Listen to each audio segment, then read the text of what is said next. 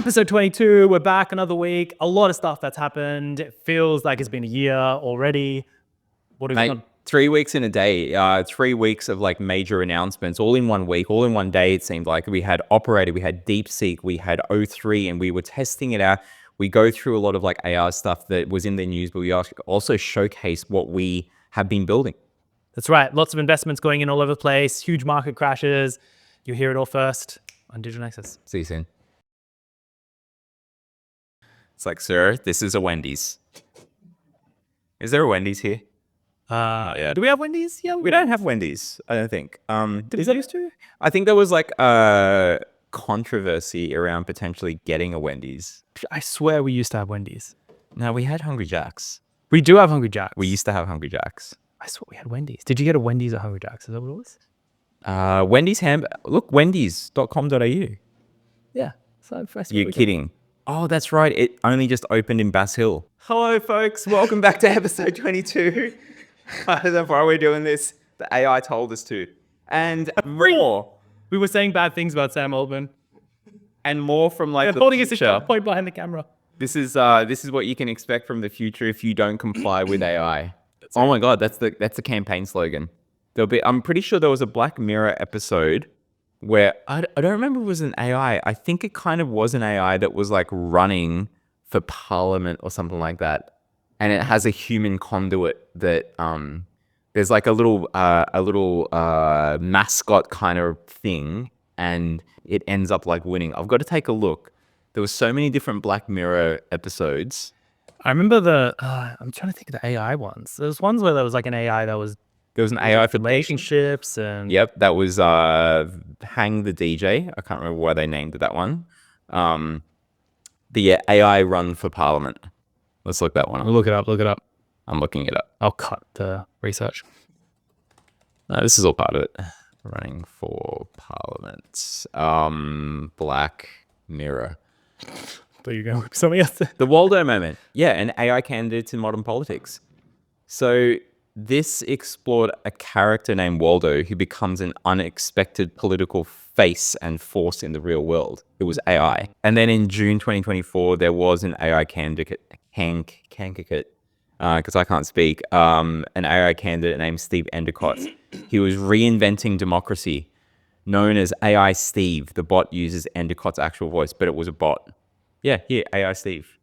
That is Scuba Steve. Crazy. Scuba Steve's out there. Of course, it's an independent. This is a real story. Yeah, so June 2024, last year. With an AI running for as a candidate. Yeah, so based on a real guy and his real voice cloned for the AI. What? Yeah. So Black Mirror is coming to life. Yeah. I mean, who knows how well he did? Let's have a look. Steve Endicott results. He might not have done that well. Virtual candidate finishes last in polls.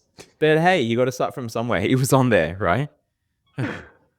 That's fantastic. He only got 179 votes. I mean, come on. How's your week been? Pretty good, man. Pretty good. We've done a whole lot of stuff. We came back. We did the first in I think over a year, maybe even close to 2 years, Twitter Spaces. Ooh. Or X Spaces. So yeah, we had a conversation online. You can hear some of it here. So I don't know if this will play. It's much better on the phone. But we used to do these every Monday after work. And so yeah, I can't fast forward it. So yeah, if you go to the website. Here we go. You have different people speaking and joining, and we had just folks in the community. And it's part of our plan to actually bring back a lot more digital online stuff to Aus DeFi, because put it this way, there's just far more reach. When I look at the numbers, yeah, you get like 50 to 100 people at an event, you run 14, 20, whatever it is of those. That's only a few thousand people. Far more reach and far more regular doing online. We'll still do some of the IRL events. That's going to happen, but I think we're just going to do a lot more online stuff. Yeah, great. Because people are, really jumping on it. And I was surprised to even get, I think we had 4 More people. inclusion. It's good. More inclusion. So we did that. And then another big thing, Chris, is that we've got our online kickoff, which is on Tuesday. So I don't know when this video is coming out. It might be on Tuesday that you're seeing this video in the morning, but we've got our national online kickoff where we've got national and international guests, and there's a bit of flavor of blockchain It's for the Aus DeFi Association, but there's going to be some AI elements in there. There's a project from overseas that is using blockchain to help secure the data or bring trust to the data that's used in AI. They're former NEAR founders and former NEAR engineers. NEAR being one of the key blockchains doing stuff in the AI space, and so they've left there. They've formed this like protocol, and so they'll be talking. Arto will be there. And yeah, some great stuff. Arturo is going to be there. Leah, who was, formerly Aus DeFi in Sydney and stuff, and she's over in Dubai. So we're bringing back the band together and learning about some others in the space. Peter Jing from Transhuman, Lucas Cullen, Ben Ritchie, etc. So yeah, that's going to be really good. But that's, I've had a whole lot of stuff on in terms of just planning that. But yeah, that's been my week. What about you?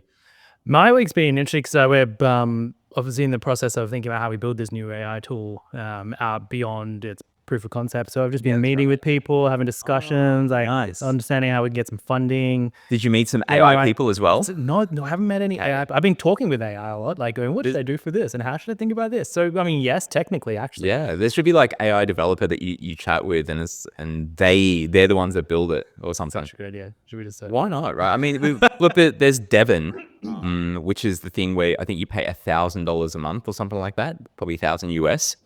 And when I think about it, it's like that pricing is not actually quite that bad. And I'm going to tell you why, because like using tools like Bolt, like it does get up there in terms of pricing. When it's for work, it's worth, paying the extra, paying for the highest amount and stuff. And you're the one driving it. And just seeing how quickly costs can rack up, especially as you're getting it to do stuff. And sure, there's probably a more efficient way, but I can see value in, using tools like that seem expensive, like Pro, ChatGPT Pro or Plus or whatever. Was it Plus or Pro? Plus or Pro? What were we saying before during there should be like a View free? plans. Here we go. Pro. No, it is it. So Plus is the 20, Pro is the 200. I would have had free, a little bit, and then a whole lot more. And then you got that's the 3 tiers. Business plans for teams. So what was it again? Pro is the highest. Pro is the highest. You were Plus. Right. Yeah. Plus. Yeah. Plus is There's a new one. Pro's your push. Yeah. So how's it going in terms of like having these conversations? Yeah, interesting. It's always fun having these chats and like seeing who's excited to do things. Like it's interesting. Even in the market, all the real AI devs are getting eaten up really quickly. So finding someone who's working for themselves, wants to get involved in a startup it's not an easy task. No. Especially someone with some experience, I understand, because it's such a new thing. There's not a lot of developers out there.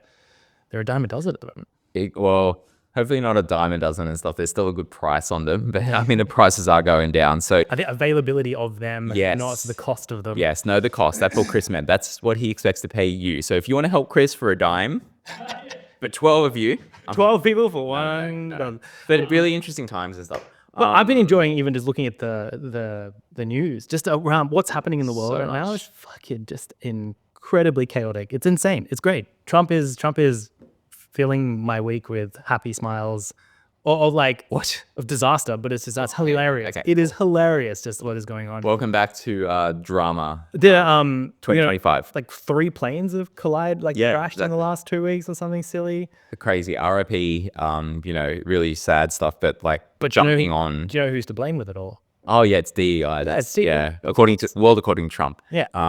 If it wasn't for data engineering and ingenuity, I mean those are definitely not things that we want in this administration. No, not at all.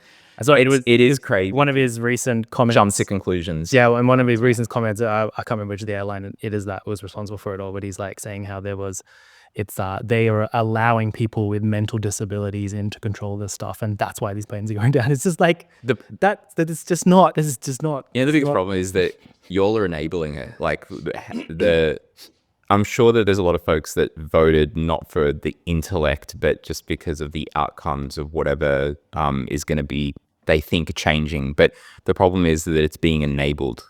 People believe this stuff that it's like true because they want to believe it. Well, he's supposed to be someone. He's a person that's supposed to be believed in. So of course they're gonna. Yeah, it's crazy. It's interesting. Just on the topic, I don't have an article for this, but there was proof that if you've got like these extremist kind of views, let's say, whatever side of the spectrum it's on, using AI actually helps. As in, it helps you break down some of these like wrongly perceived things. Like, and no, like there's research that has this, and Ethan Mollick, I'm pretty sure, is the one that's put it out there, where it can help bring back balance and help you see the other side. And I don't know how they've actually done the test. Yeah. You know, what kind of closed environment, or like how they, you know, surveys. There's so many biases that you can do in surveys, but potentially I could see AI actually bringing more balance to someone's like thoughts. The caution there, and it's the same caution that where people get into these spirals around this particular dark theory, that particular dark theory, is they tend to search by the negative. Yeah. And I think if you ask the AI about the negative, so for example, let's just do the funny one. This is the flat Earth. Yeah. You know, if you go, why is the Earth flat, rather than is the Earth, or why? How is the Earth round? Yeah. It's the same thing. If you go to AI, go, why is the Earth flat? It will hallucinate the negative, because that's how you've queried it. Of course, I think, and this is the thing. Like, as I said, so it could feed the fuel even more than as well. As it could feed the fuel. That's exactly it. Fuel the you know what I mean. Chris has backwards bias, and it's the end of the week. It is one of those things where he just had my coffee. He wrong thing says. So he has a coffee. Fueled the fire. Had his. Fire the fuel. So fire the fuel. You should fire the fuel for sure. Fire the fuel. But I think I am gonna guess that what they've done is that, because you can do this with custom prompts, right? That sit behind the scenes. Whatever you ask, get it to actually give you the opposing kind of views. And if that's what they've done, then yeah, I can see how they've done it. And obviously you're right. Like we have to be very careful with that, because we saw it early on, people creating and going and spiraling down, writing their own books and doing all these other crazy things where it just fed the fire with fuel. I'm being even careful. Fed the fuel, man. It's fed the fuel. We should it.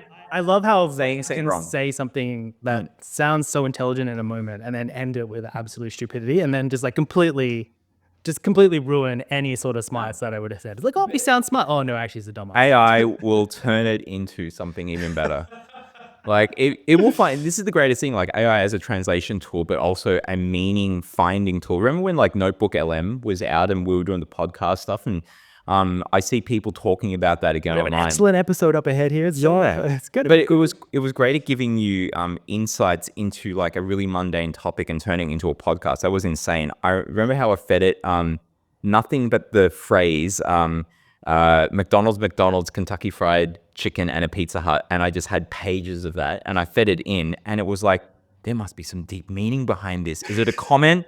Is on society and commercialization and the consumerization of society? And it was just finding meaning that was never intended there. But that's the great thing about AI. So you could say something like what you said, and we will get the AI to turn it into something even. It will be deep, and that'll again, that will fuel the feed. We're gonna make t-shirts, fuel the feed. You saw it here first. Fuel whatever. 2026, Chris is running for local parliament. With staying stupid shit like that, I might win. Dude, we should. Yeah, okay. Well, let's see. We might even create a Democratic candidate. Yeah, I think it'd be great. Done. Get a feed, Chris. What else you got? Let's continuing to fuel the feed. Yeah. What? I mean, we can't not talk about the biggest thing. Operator or Deepseek? Well, I mean, Operator is it's fine. It's out there. No, it's pretty big. Not many people. I want to do the first big thing, because Operator came second in that. In that big Deepseek? news. Deepseek, like, Man. let's get the B one out of the way. Yeah. Let's get the B out of the way. Vials ride. For everyone who's listening in, Deepseek, if you don't know about it, V3, they launched back last year. I think it was November, December. When was it? Chinese AI company. It was pretty good at the time, open source. And then over the last couple weeks, 3 weeks ago, they've launched their R1 version of the model, which was an update. It is a new reasoning model. Yep. And it has pretty much just shocked the entire industry, from everything from NVIDIA stocks down to OpenAI's valuations, putting into question what investment actually needs to be made in the market to fuel the feed of these tools. How do you fuel the feed of your AI portfolio? It's really interesting. I think the market overcorrected, and Massively overcorrected. Coming from Pretty a funny. finance background, there's reasons for that. Apart from like the headline that NVIDIA was like down 16, 17% and being one of the biggest companies.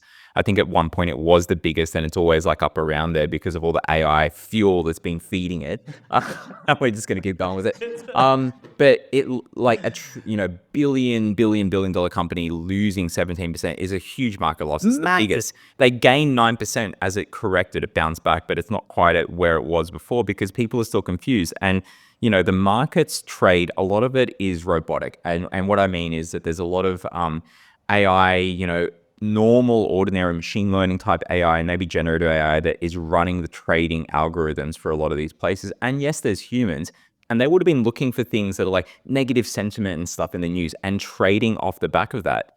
Now, if they've done that, and it's very likely that they have, the reason why things move so fast, because as soon as there's new information in, they will trade on it, right?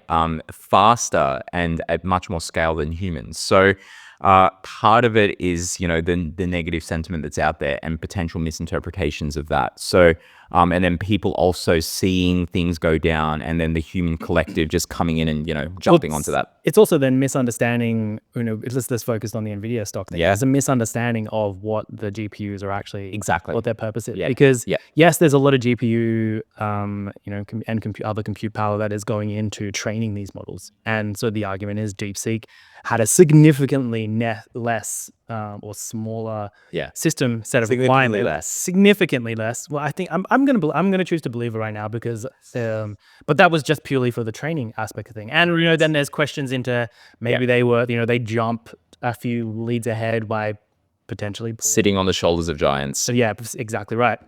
But most of those GPUs are not used for training. No. They're used Where are they used? You to type in going, hey, I need to do this, or give me the answer for that. It is part of the inference, as you said. It is part of the output when the general users, businesses, corporations, the API calls, that type of shit.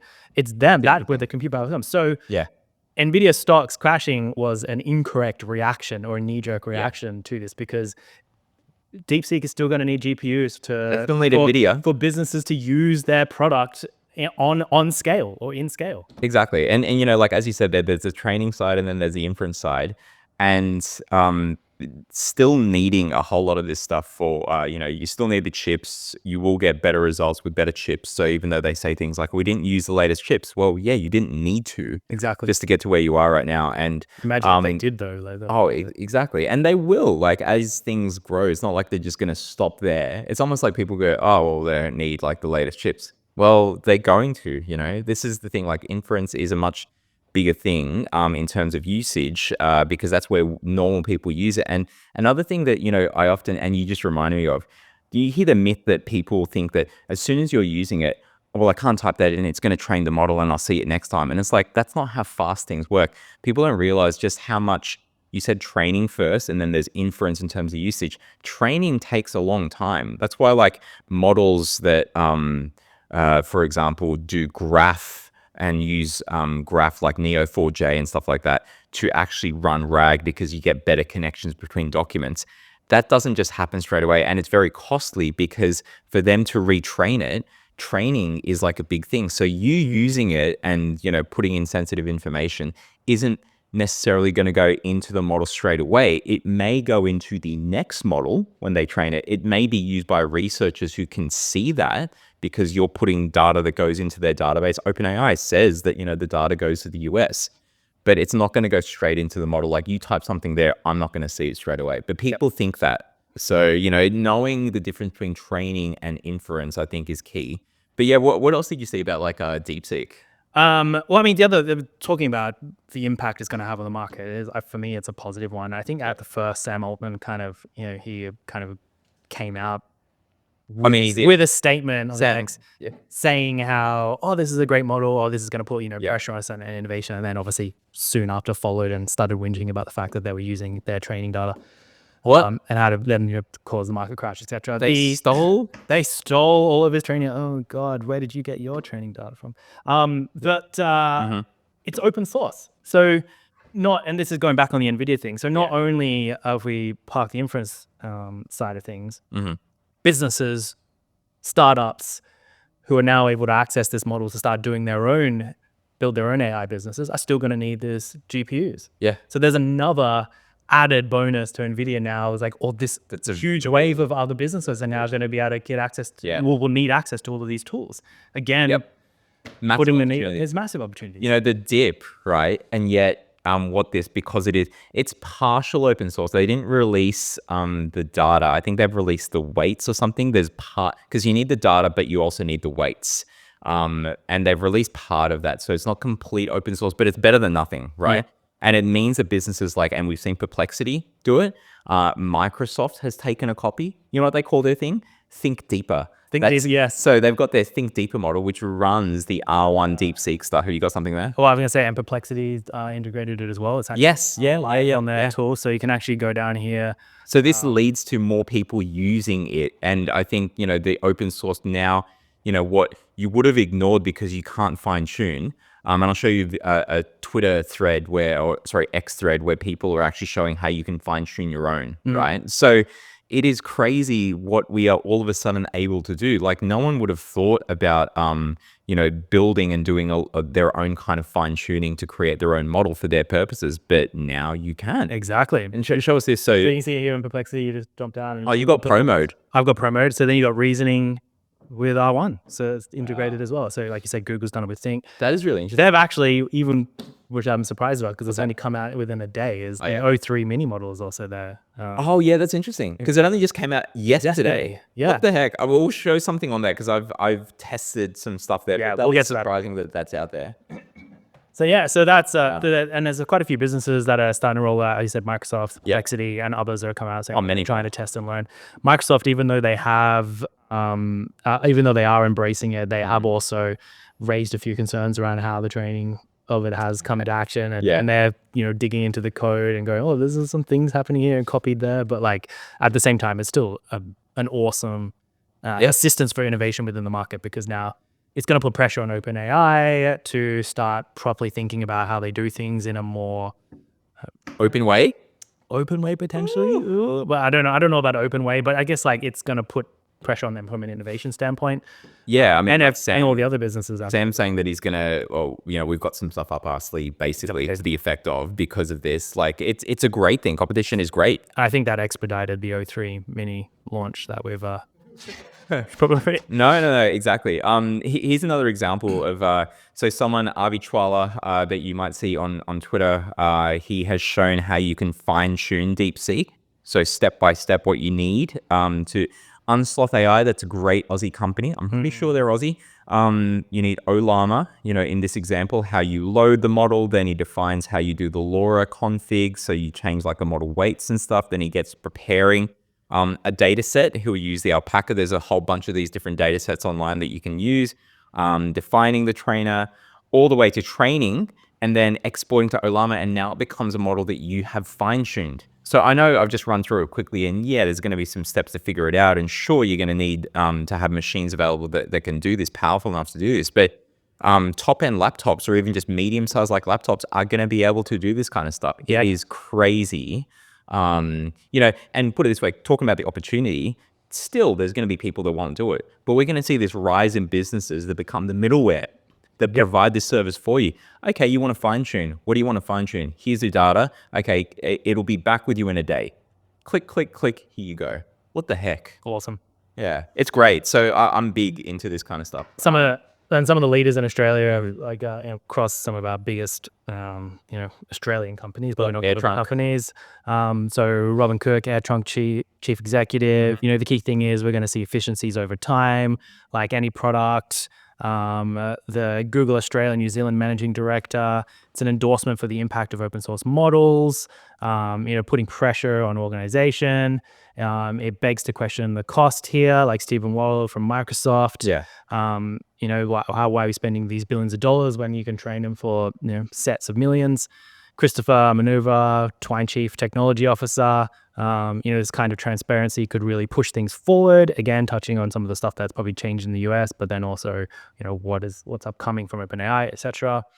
So just like some really interesting points of view around this, that it is going to put pressure, positive pressure on the market. Although, you know, there are risks, and some people do highlight those risks. It is a Chinese company. There is questions around what happens with your personal data, particularly if you sign up to it. That's a bit of an unknown yet. Obviously, if you run these models locally on your system, there's probably a reduction of risk there. But if you're using their LLM, there's, you know, begs the question what's happening with the data, etc. So so it's pretty interesting. I'm pretty excited for it all, particularly the possibilities of even just like running it locally on your own system. I haven't done it yet. We will. Apparently, it's not too difficult to do. Yep. And you're just, this pressure of innovation on the market is just, I'm here for it. That's what I want. Exactly. I'm here for it too. And just going back to, and we'll cover off on like the questions and a few other things before we get into the other news. But, you know, folks are questioning, one of the biggest things is like saying that they only trained for around $6 million. Like, what does training actually mean, kind of thing? Like, they haven't built things from scratch. And some people are talking about, like, and maybe Dario Amodei, founder of Anthropic, has said this as well. But there's a whole lot of resource costs, you know, the compute, the resource, all the things that you need to build up to get to this point. And just counting, they believe, because it's not, I don't think Deepseek they've put stuff out there, but there's no in-depth research that's not validated by others kind of research. So you have to take, you know, their word for it if you want to do that.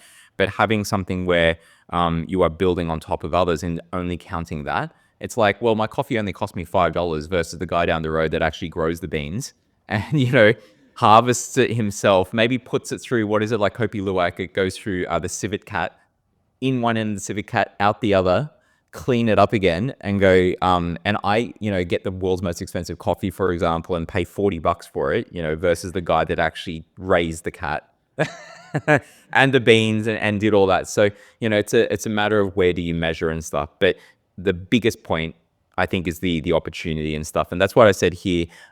Here's this expert post. If you don't know this guy, folks, his name is Mark. He's friendly most of the time. He wrote this article about 6 key areas that builders should focus on. You know, this highlights that there's more constraints. When constraints are on you, it forces you to think outside the box. So constraint being that the latest chips aren't going to China. So that will force to, you know, think of clever ways. And, you know, Sam Altman and others acknowledge that this was a clever way to build. The way that they took out the human feedback part of reinforcement learning, so RLHF, which is what normally AI is trained on, having the machines actually reward itself is a big thing. The opportunity for middleware, like folks that provide tools that make these services more accessible, that fed the fuel of the fire kind of thing. Data and governance are important. If we can't trust the data, then, you know, what does it matter with AI? So, you know, having services out there that do that sort of thing. Integrators being the key, like I said. And it also highlights actually a big thing around open source. Just because something is open source doesn't mean it's going to be great. You have to have incentives, Chris. So true. You have to have ways to reward people to keep contributing to open source. Otherwise, if these things are just out there, they'll just decay if no one uses it. Sure, like we're all excited and stuff, but if we want to have really good models, like this is an opportunity for Australia, Mr. Albanese, to have its own sovereign kind of models. Like we can actually better build these things. The barrier is lower to actually do stuff where we can protect ourselves just in case, for example, there's a online, digital, physical war that stops us having access to, because right now a lot of Aussie businesses access overseas models. Maybe it's like local because Microsoft has it, but if something changes and we get cut off from the rest of the world, we can do better by having our own kind of models. So I think it's an interesting kind of thought process from this expert that you see on the screen right here. Excellent. What do you got next? Actually, you know, should we go to the comparison? Should we do a fun comparison, or do you want to do something else on Deepseek? Do you have Deepseek's comparison? I do. Yeah, let's do it. Actually, no, not Deepseek. Sorry, I'm thinking of O3. I was going to say you've Yeah, I got was right, O3. We'll jump to that later. Let's go something else. There's plenty of stuff out there. People can look around and check out what they've done. But I mean, on the launch of new platforms out there, out of China is not the own, Deepseek's not the own. No, they're thing not. Has come to. What do we got, Chris? Come to the playing field. Have we all heard of good old Alibaba? And the Alibaba, and they have released something called Qwen. Is it Alibaba and the 40 Thieves or something? What was the story? Is that, well, I mean, Aladdin? Alibaba, or is it Aladdin and the 40 Thieves? No, is Alibaba and the 40 Thieves. Yeah, yeah. Yeah. I can't remember what was the reasoning behind the name for the Chinese company for that. I have no idea if that has any correlation. I'm gonna look it up. Anyway, keep going. Anyway, so Qwen 2.5 / Max has just come out. So this is another competitor entering the playing field. I haven't had a big play around with this at all. I've been too focused on Deepseek and OpenAI.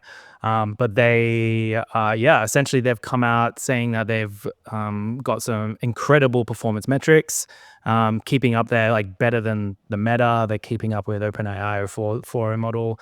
And they've also got embedded into it their image generation and video generation. Wow. Have you tried the video generation? I haven't found that. I find it's a bit slow. When I did do a test at home, I got bored of waiting, so I did stop. But let's just do an image generation. Generate an image. With 2 podcast hosts. 2 guys. Yeah, 2 guys on a podcast. No, don't do that. No, okay. And one says, Under fuel the Fed. Under the hot sun. Okay. Under the hot sun. Okay, fine. Why not? So it takes a bit of time. It's not as fast as DALL-E last, but here we go. 50%, that's 60%. That's a little bit quicker. So I figured out. I used ChatGPT to figure out like why. There we go. Alibaba. Oh my gosh, that's us. So that's pretty good. Like that's Wow. It's a little bit soft, like a little bit softer image. I mean, they both need to brush their teeth, or teeth their brushes. Chris might say. But this guy looks like he's got stuff in his teeth. I think he was a former zombie gangster. I mean, I just love that this podcast is attached to this mic is attached to his chest here. This one's floating. Let me try that. Okay. Yeah, look, this is the look for 2025, folks. But like they got the hands right. That is a good image. The hands are right. Except for that hand there. His thumb is like really. Oh yeah, it's a little bit elongated. But I mean, it's possible. Could have been an accident. But you mean I've also just put one prompt. Wow. And then if I go for video, it's coming soon. Oh, it was grayed out. No, put the prompt in. No, it's coming soon. Okay, fine. Oh, it was available for me the other day. That's weird. All right. Okay, fine. Chris offended them so much. But the reason why it was named Alibaba was because of various things. The easy to pronounce, but also the open sesame kind of connection, unlocking a secret treasure, and symbolism as well of wealth and opportunity. So there you go. Now, obviously, it could be hallucinating that, but that's something to check. Pretty sure it's not open source though. No. So not yet. It's competing. It's not as good as the others, I would say right now. It's got a bit to catch up. A little bit. But in more interesting news, O3 Mini. Is it more interesting? Or O3. I mean, it is O3 Mini though. Usually, there's supposed to be an O3 coming. This would be the thing that is the biggest bit of news that is out this week. And we're pushing, relegating it. Sorry, Sam. I mean, come out with more stuff. But like this has been pushed down because Deepseek had such an impact on the global market. I mean, this O3 didn't wipe out trillions of dollars. No. Or billions of dollars, sorry, from NVIDIA. Anything. I mean, if it does that, what a great buying opportunity, not financial advice. But they did release this. So if you are in ChatGPT, you can select from it now. They've released it on the free version because there are people out there that use the free version and it's going to be limited. And it's clever in that if you keep on chatting with the free version, it asks, don't you just want to log in? Wouldn't you just like want to, log in and come in and like save your chats and stuff? Yep. But also for the API and what I thought would be cool. So I built a little thing just to test. Okay, so we got O3 here. We got some of the other different models. I can put some other ones up there, but you can see here, tell me how to tie my shoes, but do it with math code. I don't know. For example, do it in code. Do it in code for a robot, for example. And so O3 doesn't do streaming text. I think I tried that and said that the model wouldn't let you do that yet. And streaming, what do you mean by streaming? As in like it'll just stream it out rather than just right. The answer comes out all at once. But here you go. Here's a bit of pseudocode for a robot tying a shoe. Cool. But what I wanted to do, an explanation of the steps. Okay, so it does its thinking. You see the thinking when you're on the ChatGPT version. What I thought I'd do is just do a little comparison where I can pick a couple of different tools. So here's O3 Mini, which is available by the API. O1, the main model.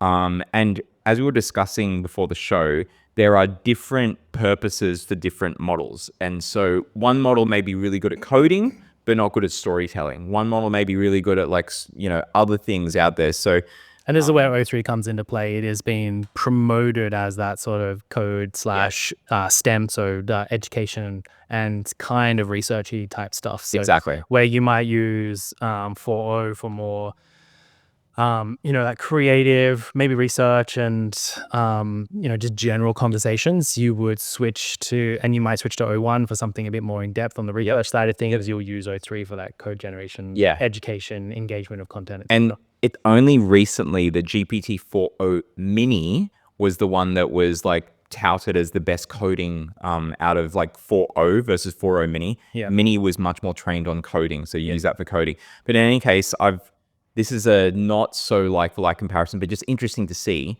I said, tell me a joke about OpenAI complaining about the theft of their model when they copied a lot of everyone's data, which is, officer, they stole my drugs kind of moment. O3 Mini says, here's one. OpenAI was fuming about someone stealing their model. Their spokesperson said, we're not really mad. We just realized we already threw a potluck with everyone's data. Looks like our work was a group project from the start. Okay, kind of funny. A little satire. O1 said OpenAI was furious someone copied their model code. Then someone asked, didn't you use all our public data for training? To which OpenAI replied, shh, that's classified, but hands off our stuff. That's funnier. I would say it's funnier. 4.0 Mini said, why did OpenAI start a support group for their models? Because they felt a little stolen. They realized they had borrowed so much data they couldn't remember whose it was in the first place. And then 4.0 said, which was funny. Why did OpenAI call the police about their stolen model? Because they finally found something they didn't copy from everyone. That's probably the best one. Human rating, I think you can see which one we like. Now, I've asked 4.0 Mini and 4.0 Mini I could have asked everyone to grade each other, but let's just ask 4.0 Mini to grade the response. So, here's something that we just cooked up last night, so it'll take a few seconds there, but let's see what the AI actually thinks is the best out of like all the models and stuff. So, interesting. That's weird. I think it loves the detail and description of the film. That's why it's picked the O3 model. We could test this with coding problems. We could test this with other ones. And so this was like a joke one, creativity. You do it with coding, you might get different results. And as we said, they're all for different things. But what do you think, then? I think that I don't agree with those responses, but it's fun. We know what we liked, right? We know what we liked. We wanted the jokes. We like 4.0 and 4.0 Mini. Like those are the good ones. Like we're there for the jokes. But yeah, you can definitely do some other things with this. This is just a little test. The other thing to think about, if we take it from a human response point of view, is that you also are putting in a query there that isn't tailored to what the model is stouted as being the best at. So if we start switching things to like interesting like code, for example, we might get some different responses where we would put favoritism towards the O3 model. A lot of people do the code testing like build me a game of Snake, and they one-shot it and see which one will actually build the game of Snake well. I don't have that here. I didn't have enough time, but here is the coding example, what O3 Mini does for code versus like the others, and then I can grade the responses. It's interesting you said that. So this post came out from AK. So OpenO3 just one-shotted this. So they did a prompt where they write a script of 100 bouncing yellow balls within a sphere to make sure it handles the collision detection properly, make the sphere slowly rotate, make sure the balls stay within the sphere, and implement it in P5.js. Wow. And again, just play it. Audio, and it's full screen up for you all, and you can see there that it is generating. That's ridiculous. Generating that model, that 3D model, which is obviously done in math, using Python and maths or other things. But it's done it really, really cleanly. Like that's spectacular. One shot at it. So unbelievable. The fact they can do things like that with quite complex algorithms, and spitting out something that accurate is quite impressive. And just quickly, I just asked it to do that code thing, and O3 Mini does win in terms of that code that was generated and getting, the AI to say why it is. Sure, it's the AI, judge it for yourself, judge it by the results, actually run it like you saw there. But really interesting to, when you And what you'd want to do, and you know, probably be more scientific with this, and maybe you do it yourself manually like I'm doing now, or you get the AI to actually run 100 simulations or whatever to see like what is the best result, I think is definitely interesting. But there were other things in the news, Chris. I wanted to jump to something like, say, Operator. Our Lord and Savior, Sam. I haven't had a chance to play with this because technically it's not available in Australia yet. Technically. I mean, you don't want to pay $300 Aussie a month? I don't know. I do not either. But I think it is a big thing, and it is very exciting of what is to come. Yeah, exactly. There's a couple of examples here being shown by what it can do, like searching the web and performing tasks, as Shruti Mishra is showcasing here. Crypto investment research based on tokens. So like here is some research that it's doing on screen. It's searching, that you can actually see it opening up a browser, running a search, clicking on different things. And it's kind of funny. It's kind of like a really accurate, you know, when you move the mouse, it's moving the mouse here, but it's going directly to things and stuff. So it'll open up a few bits of research there for you. That is one that you can get it to do. You can ask it to buy you an iced coffee on Uber Eats. So that's what this person's doing. Look, I'd rather just use the Uber Eats app, I think, right? Like the control the operator. It's interesting because it gets you to log in and, you know, it's not using your browser. It's actually using a virtual browser where it does have to ask you to log in. So there's an element of trust here, Chris, like with Operator in terms of what you want it to do. Claude came out with something a few months ago, remember? Where it was like doing this kind of stuff and you could install it and run it. So yeah, some other interesting things. Automating tweets is what some people are using it for.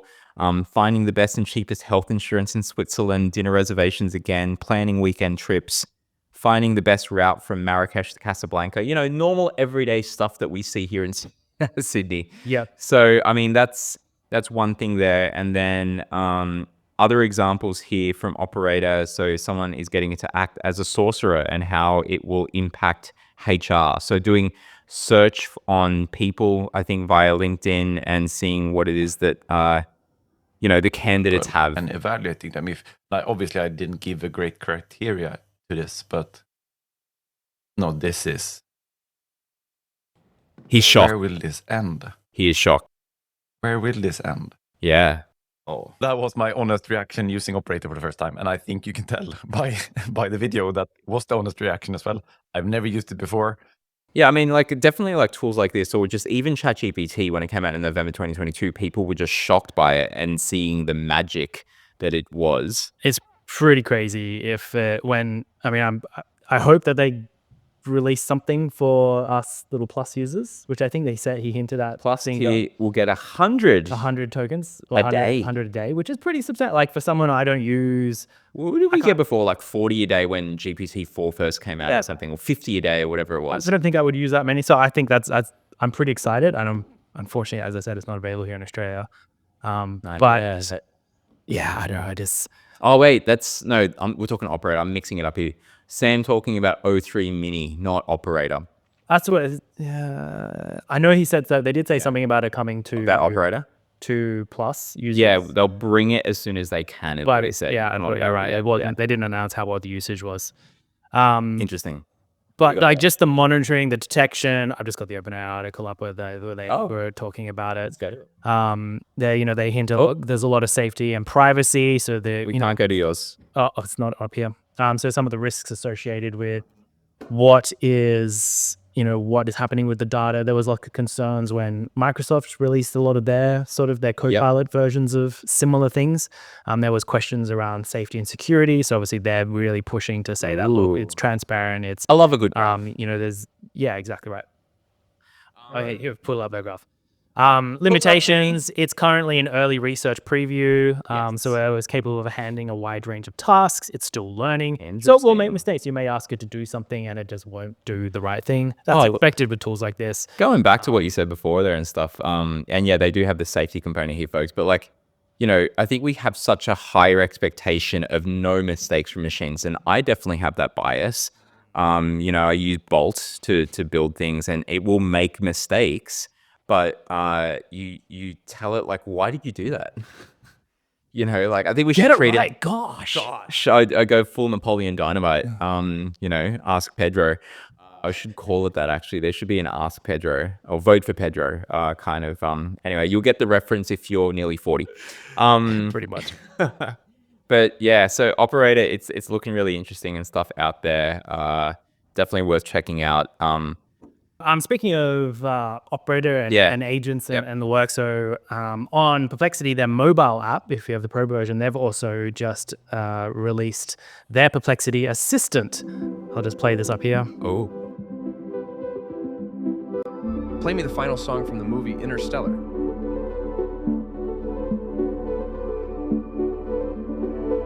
Help me book the best Japanese restaurant for a date.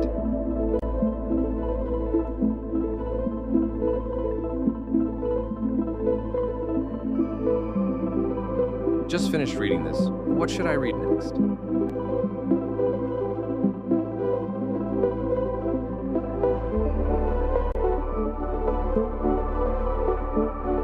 Summarize this page and send it to John.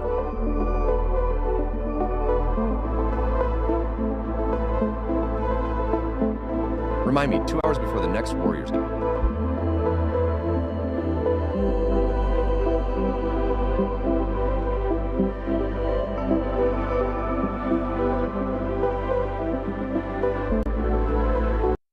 that's crazy. So that was just pretty interesting.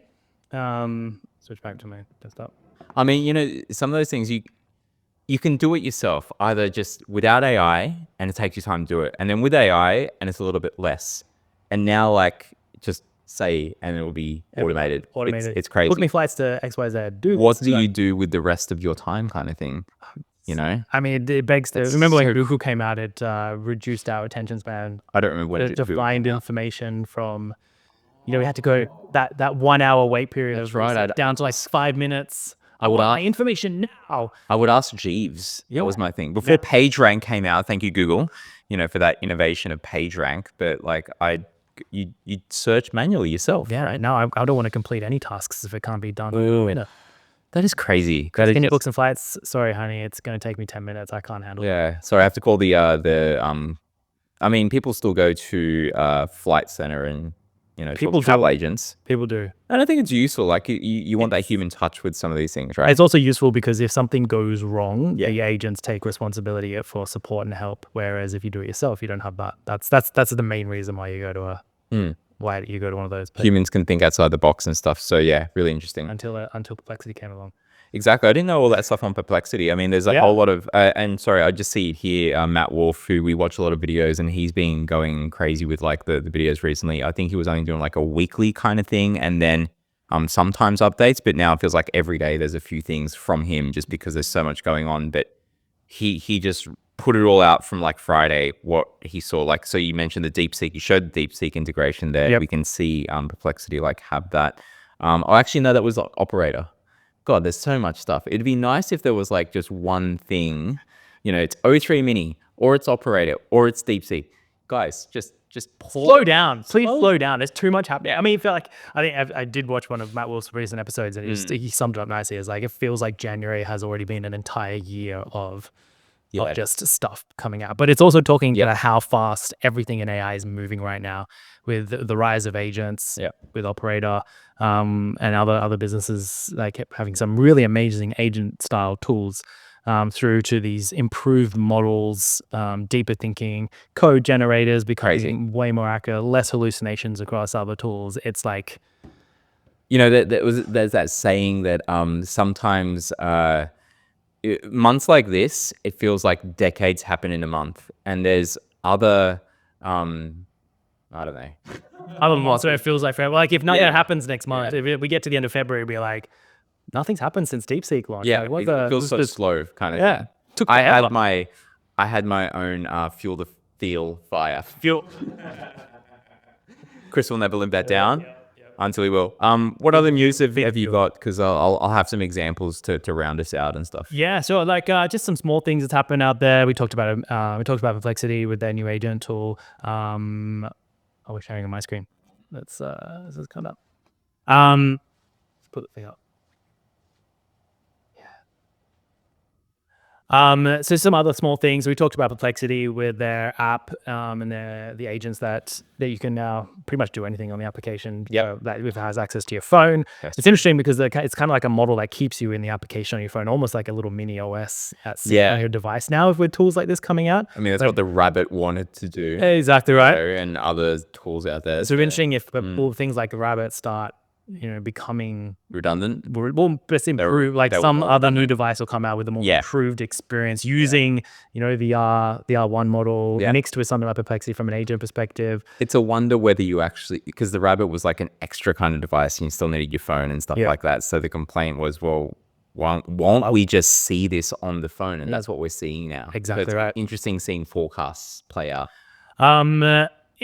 Some other smaller news, Google's just invested $1 billion additional into Anthropic, which is interesting. I didn't realize Google has such a big investment into them. And we've already know that Amazon has invested multiple billions of dollars into Anthropic, one of the largest investors, but Google is also coming to the playing field. Buy up. And speaking of investments, so we've talked about Stargate over the last week or Great movie. Okay. Colonel Jackson. The movie, I love the movie better than the series, to be honest. The OG movie is a classic, and I still love it, but I'm a big fan of the series as well. I absolutely... Stop talking. I was a Stargate fan forever.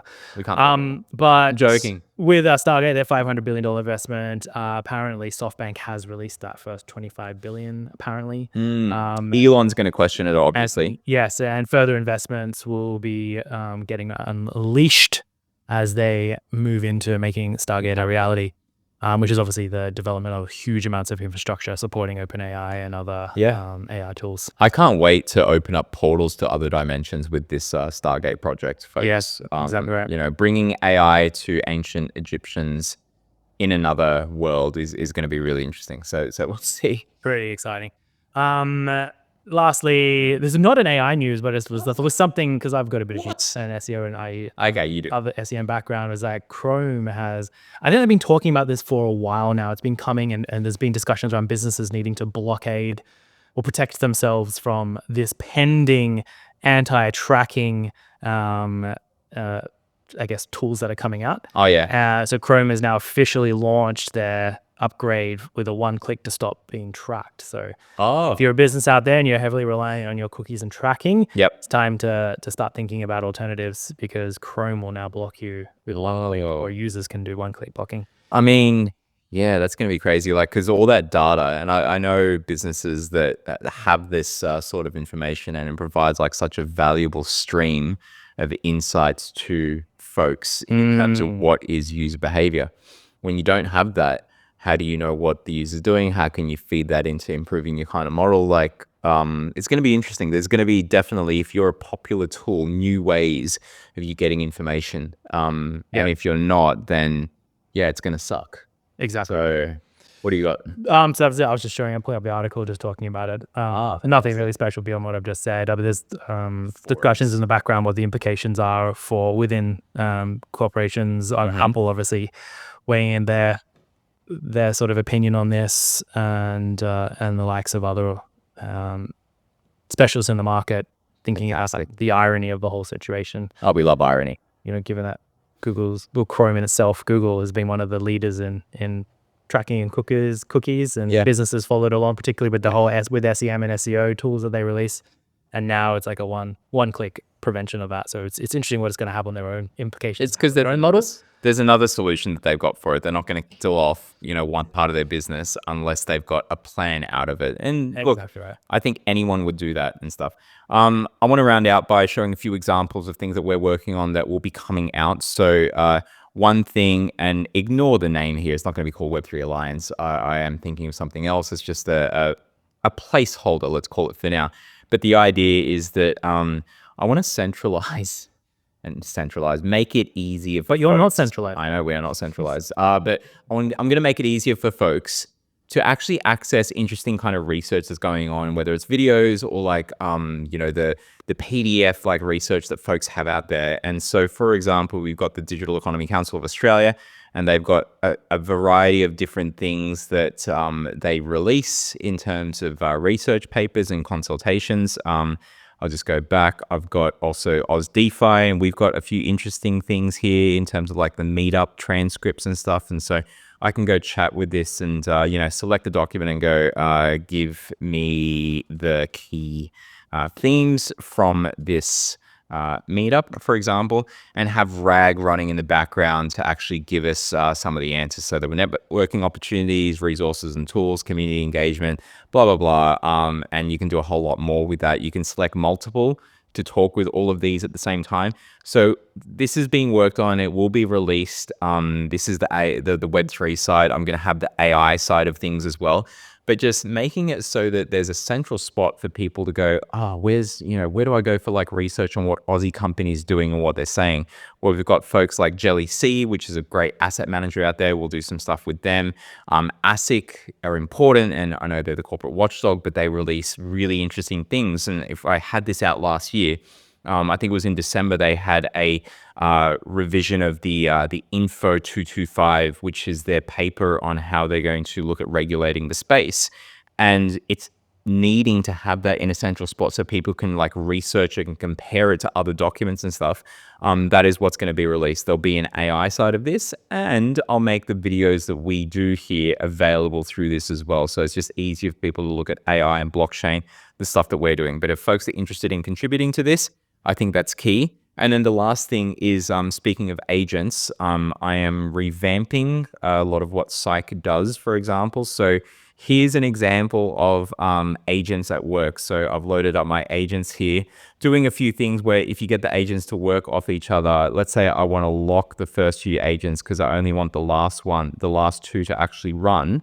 And I can tell it which agents it needs to look at. I can tell it what documents it may need to look at because, this is a daisy chain. So having the agents actually running in a certain order, I think is going to be the key. So you can see this agent, it skipped the first one. So just adding these like little, let's call them UI and UX kind of elements that just make it easier is just so much cooler to do when you have tools like, we use Bolt to help us build. And yeah, just really interesting stuff out there. So there's a lot of creation that we're going to be providing to folks that are watchers of this podcast. Talk to Chris about like you'll be showing us more, I'm sure, soon about the AI stuff that you're working on. We'll definitely be doing that. And I think we're going to be using a lot of each other's like tools and stuff. Like, I think this is a great time. There is a massive opportunity to hyper personalize and build in-house the things that you weren't able to do before. And if you don't know how to do it, reach out. We'll help you out, folks. But the news, the views, the rants, the raves, the building, I think is going to be really key. Well said. On that note, have a great week, and we'll see you next time. Have a great week. Feed the fuel of the fire Feed the fuel. from your furnace. The fuel is fed. See you soon, folks. Bye. Peace.